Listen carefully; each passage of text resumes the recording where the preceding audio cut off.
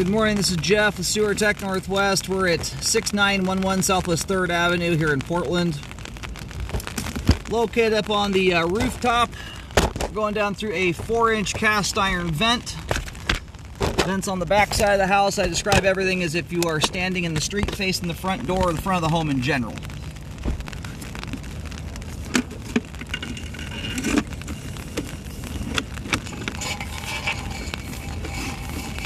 We're going to zero the foot counter out once we get down to the bottom of the vent stack. And I'm sorry if I'm repeating myself here. We're checking the overall condition and serviceability of the sanitary sewer line.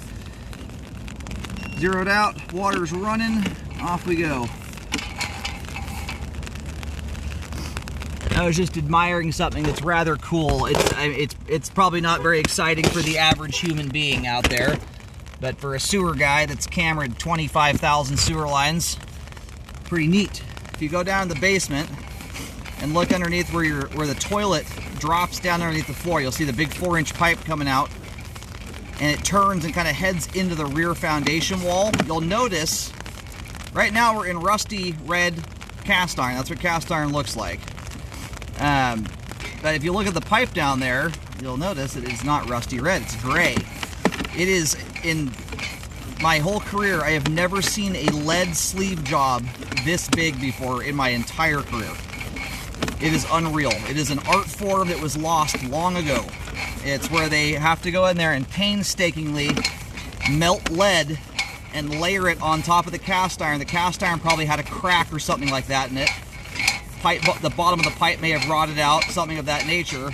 I'm not sure what led to it, but anyway, you'll see one of the nicest looking lead sleeve jobs I've ever seen, and certainly the biggest. The biggest I've ever seen was about a 6-inch piece of pipe on a historic home on Cesar Chavez. This is about a 4-foot piece of pipe, and it's the entire circumference of the pipe. I've never seen that before. Pretty cool. All right, we're swapping over here to 6-inch concrete pipe.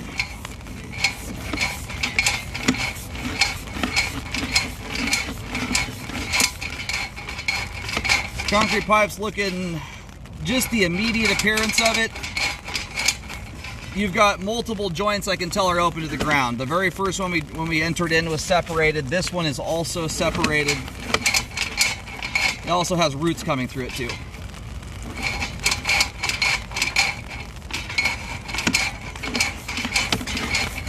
The plus side is that thus far, you have good slope and grade. There's basically no standing water. So the importance of that is with the advent of epoxy liners, there's another root intrusion coming to the top of the pipe. Right now that's at the bottom of the screen. You can see that substance coming to that joint. That's a root intrusion. Anyway, if you let these lines sit for too long, you've already got a couple joints that are working their way towards it. When joints open up to the ground in concrete pipe, which is a very common thing for concrete pipe this age, the grout wears out in the joints, and then dirt and groundwater start flowing through.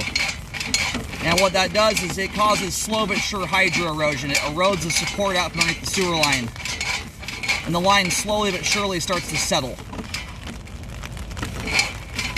So if you let that process take place for too long and the line gets too wonky, you lose the ability to do a trenchless epoxy liner. You can always dig a sewer line up no matter how good or bad its slope and grade is, but to do a trenchless repair, you want to be doing it on a line that already has a good skeleton to work with.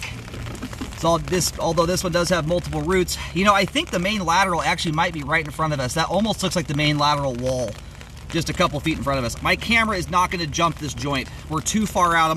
I'm 90 feet out. With all the twists and turns I've gone through. Normally, if we were going through a normal clean out, my camera would hop over that with almost no problem at all. It's just we're so far out, I don't have leverage anymore. So we're gonna go locate. We'll see where we are here, drain the line out, and I'm certainly gonna map out at least the concrete pipe and recommend the concrete be updated.